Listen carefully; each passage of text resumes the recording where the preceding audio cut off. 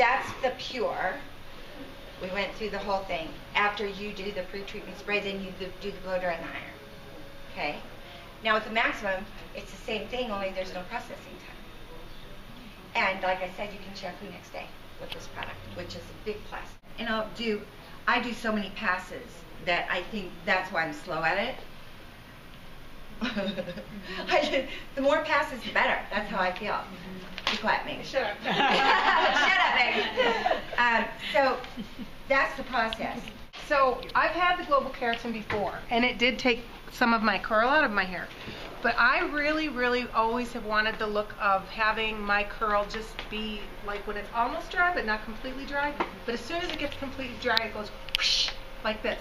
So now, Vicki had told me that it was going to take out like 85% of my curls. She called me up, we weren't going to do it. Then she called and said, no, we can do it. So I'm like, I don't care. If it takes some out, whatever. You know, it'll come back. We did it. I can wear my hair like this now, and just, this is air dried this morning. All I did was one curl here, one curl here. There's no product in my hair at all.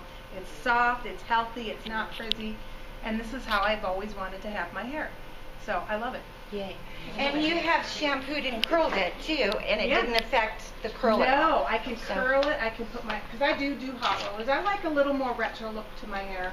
You know, I just want a little way, but it looks really shiny when I do use my products and my hot rollers and stuff, and it's like my hair's so healthy now.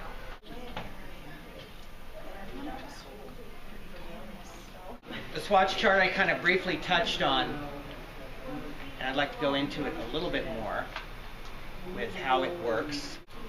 As I was mentioning with Betty, when we first started, we have the natural series, which is translucent, meaning 100% gray blending, and we have the extra natural, which is 100% gray coverage with 10 volume development.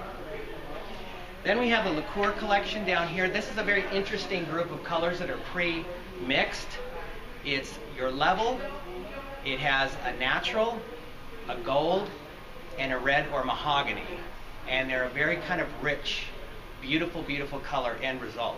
This is called the Rouge collection, right across the bottom here. These are different than the traditional red colors.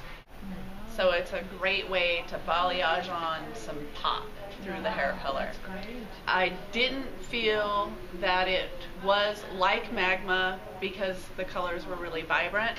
Magma is more like almost like between a bleach with a fabric dye deposit, and then you have to go and seal it afterwards, and the color can become really flat.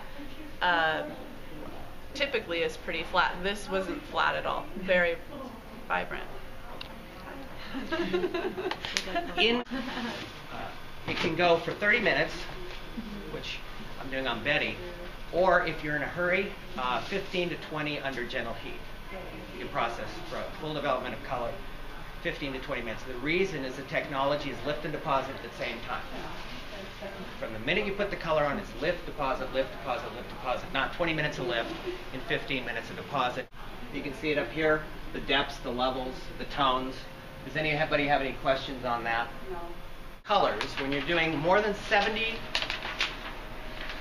gray, 1/4 of your formula must be either the natural or the extra natural series. They have resistant gray hair. You can mix 1-to-1. That's one possibility, because what I mean by that is 1 part color, 1 part developer. That intensifies the dye load of your formula. You can pre-soften by using 1 shade lighter on the color first, leave it for a couple minutes, and then come back and add your other color on. You can leave it longer. But that cool blonde, it was on white hair, overly processed, white. Now, the hardest thing I think on cool hair is to be able to tone it without it going weird. So I did lots of test strands. It was purple, purple, purple, green, green, green, purple, purple. And then I got to this.